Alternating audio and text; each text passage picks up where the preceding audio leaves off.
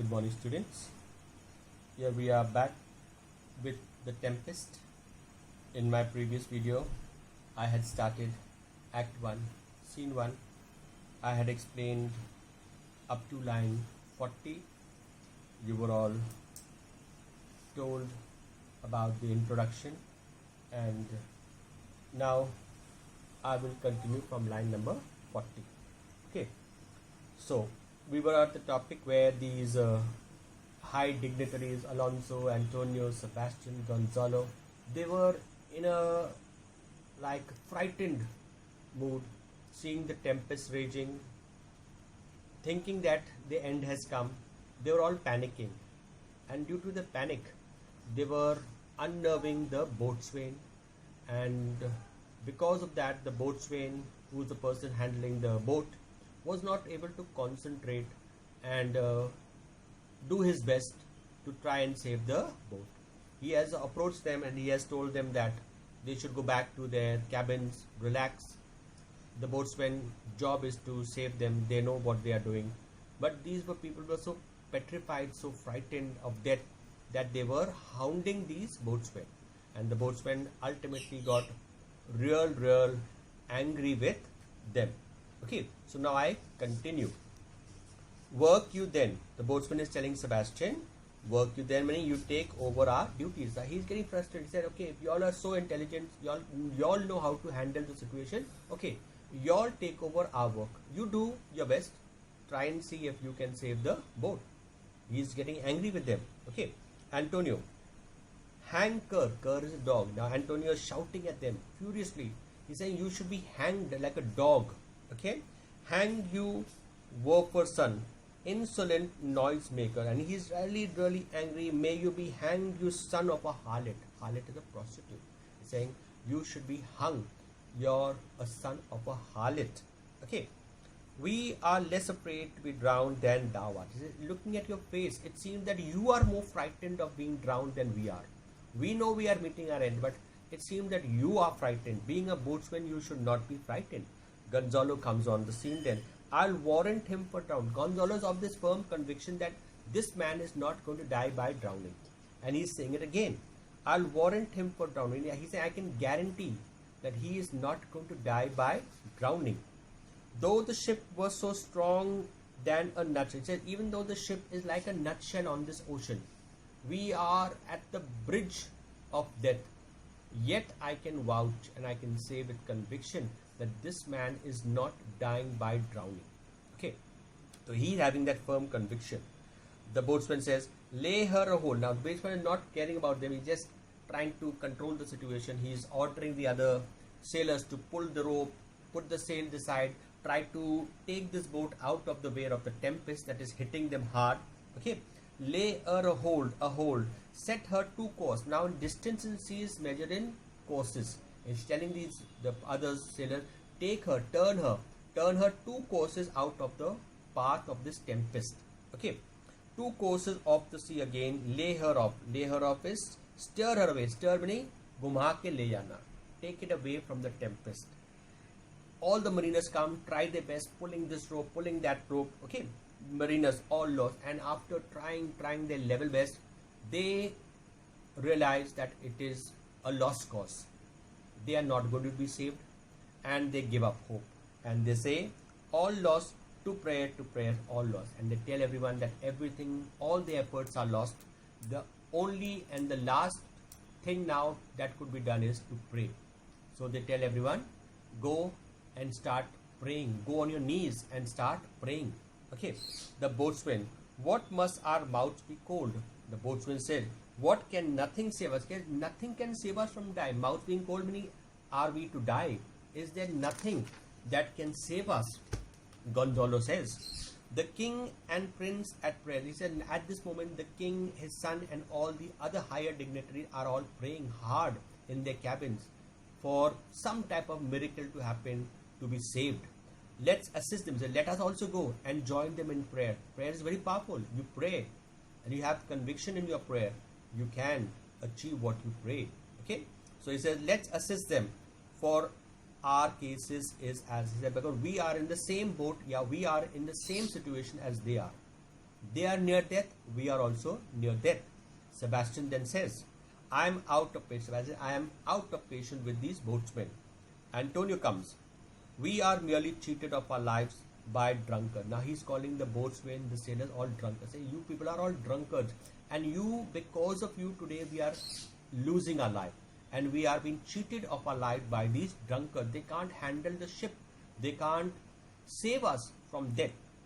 This white chopped rascal, would thou mightest lie, drowning the washing of 10 tides. And then he curses one sailor. He says, I wish you were to lie drowned till your dead body has been washed 10 times further. He's cursing. He says, you will be drowned, and your dead body, when it comes up on the water, it will be washed away. This is his curse to one sailor. Gonzalo, he'll be hanged. Now Gonzalo again comes and he said, no, they're not going to be drowned. In fact, he's going to be receiving death by hanging. Okay. Yet, though every drop of water swear against it and gape at whites to glut him, said, even though every indication is that he is going to drown, yet I am saying he will not drown. He will die. He will be hung to death. That is my belief for the boatsmen. A confused noise within it. In the same that thing, that there's a lot of confusion down. The king is really unnerved, and they have lost hope. So there are lots of confusion down. Mercy on us. We split. And then he says, have mercy. Now they realize that even prayer can't save them. And so now the best option left for us is now to go our own ways. Alag alag hona. We should now split from each other. Maybe from this entire group, some of us will die. Some of us will be saved. If we are all together, and if we are all together, chances are that we will all die, none will be saved. So let's split. Let's disperse from here. Okay. We split. Farewell my wife and children. Now Gonzalo is praying to God, and he's remembering his family. He's wishing, and he's like saying a farewell to his wife and his children. Farewell, brother, to all his brothers, to everyone on the boat also. We split. And let us split now. Let us go our own death. Now whoever is saved. Whoever dies, dies. That is the ultimatum now. Okay. Antonio, let's all sing with the king. Now Antonio said the best option right now is to go to the king and all die along with our king. Let us, whatever has to happen, let us be with our king and let us receive death along with him. Sebastian says, let's take leave of him. Let us go and inform him. Let us be with him. At this last moment, nearing death, we should be with our king.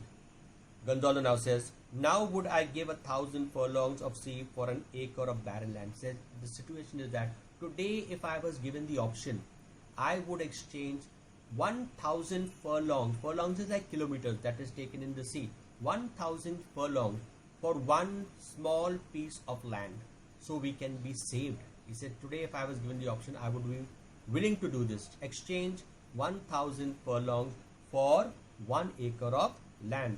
Long heat, any type of land, barren land, deserted land, as long as it is land, where we can go there and our lives can be saved. Okay. The will above be done, but I would fain die adrice. He said, now he looks up at God. He said, okay, your will, meaning aapki marzi se jo hona hai hoga. And he says, your will be done, but I only wish that I don't die by drowning. I don't want a watery death. I want a dry death. I want to die on land. Whatever may be the thing, but I just want to die on land, because, my dear students, a death by drowning is the most painful death a person can experience. It is very tragic, very bad. The person really fights to the end until he meets death. It's a very sad and a very pathetic way to die. So Gonzalo is wishing that he should not meet his end by drowning. He would prefer to have a dry death, a death on some type of a land. Okay, so we have finished Act 1, Scene 1. It's not very long. Okay, we will start Act 1, Scene 2 right in the same video. But before starting the main context, I would like to, like in the first scene, Act 1, Scene 1, I gave you all a brief introduction. Here also, I would like to introduce you all to Act 1, Scene 2. Okay, so my dear students, we start Act 1, Scene 2 also today only. So Basically, this scene consists of three parts. Now, it's a very long scene, and it is consisting of three different scenes, alag scenes. One scene is happening here, one scene is happening here, one scene, but all in the same scene, right? So I'll just tell you all. The first scene, it concerns Prospero's tale to Miranda. The first scene is that now we are introduced to the main character, that is Prospero and his daughter Miranda. So they are near the cave. We see the father and daughter in a conversation there. Okay, that's the first part. Another part of the island. Now they all have reached this island. Okay, the second part is two characters, Ariel and Caliban, are introduced. Here in the second part of this act also, we are introduced to two of Prospero's spirits, Ariel's and Caliban. Caliban is that deformed slave of Prospero. And in the third part of the scene, it narrates the initial meeting of Ferdinand and Miranda. The third part is the happy meeting of Ferdinand and Miranda. So all are taking place in different part of this island. Today I'll do the first part of the this particular scene. Okay, so it's a brief introduction to the first part. Now Miranda tells her father Prospero that she has seen a furious storm which caused a shipwreck of the coast. Now Miranda is telling her father that she has seen this tempest, and when she was looking towards the sea, she saw a ship stuck in that tempest, turning over, getting wrecked. Prospero knows, because everything was done by him only. He knows what's happened, and he just looks at his daughter. She's very compassionate, very kind. Okay. Wreck of the coast of the island. Prospero then tells his daughter that he raised, and he tells her that this storm that has been caused, a tempest, was caused by me. I am the one responsible for causing this storm. Now she is stunned to know that her father has done such a thing. Okay, but is sure to protect everyone who is on board from harm with this magic. But I can swear, even though I have caused this tempest, even though I have caused this ship to turn, to be destroyed, yet I will assure you that not a single person will be injured. That is my promise. No one will be injured on that ship. Every single human being on that ship is safe and secure. That is my promise. He tells his daughter that. Okay. So then he narrates the story. Then she's wanting to know about him and her and their past. So he promises to tell her that. Then he narrates the story to his daughter and tells how they landed. Then he tells her the reality of actually how they came upon this island. And she's very eager to know her history. Prospero tells her that he was the rightful duke. Now the first time Prospero is telling his life history to his daughter. And he says, you don't know that I was once upon a time the Duke of Milan. I was the Duke of Milan. She's stunned to know that her father was a duke living in exile here. Okay. He developed interest in the study of philosophy and magic and left the control of the state affairs to his hands of it. And he tells her that he was so engrossed in reading, he had this passion for reading, he was so much attracted to reading that he left all the control of his dukedom to the hands of his younger brother. Imagine, to his younger. And he just was engrossed in reading. His younger brother was Antonio. He grew ambitious, and in order to usurp the dukedom, he made a secret pact with the king of Naples. Now when Antonio, his brother, came to power, not power exactly, was ruling the dukedom of Naples, he got ambitious. Anyone will get ambitious, and he wanted the dukedom for himself. So secretly Antonio came in contact with the king of Naples. They both joined together and they both decided to get rid of Prospero. Okay. So one night they were ousted. So one night they planned it, and in the middle of the night Prospero was woken up by people in disguise. He and his daughter were put on a small boat way out in the sea and left to die. These people knew that they could not kill Prospero because Prospero was well loved in his dukedom. Every single person there loved him. He was a simple person. They loved him and adored him. So they knew that they could not kill him and his daughter. So they just wanted to get rid of him. So they packed him off in a boat and left him to die in the middle of the sea. Fortunately, unfortunately, with God's guidance, both father and daughter landed on this island, and one very faithful servant, that is Gonzalo, had pity on Prospero. He put a lot of food, water, Prospero's magical robes and Prospero's books on magic. He hid them up before they could be taken on the boat. He knew the plan. So all these articles he hid in the boat so that one day they will come in use for Prospero.